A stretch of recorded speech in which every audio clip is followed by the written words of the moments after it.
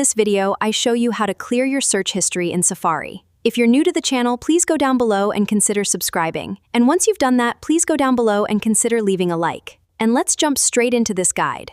Here we are on Safari, and let's get right into this guide. So if you want to go and clear your search history from Safari, and what you need to do is actually unclose off of the Safari app, just like so, and then go and open up your settings on your iPhone, whether that be an iPad or an iPod as well. And once you're on settings, you need to go and locate Safari. So scroll down until you can go and see Safari.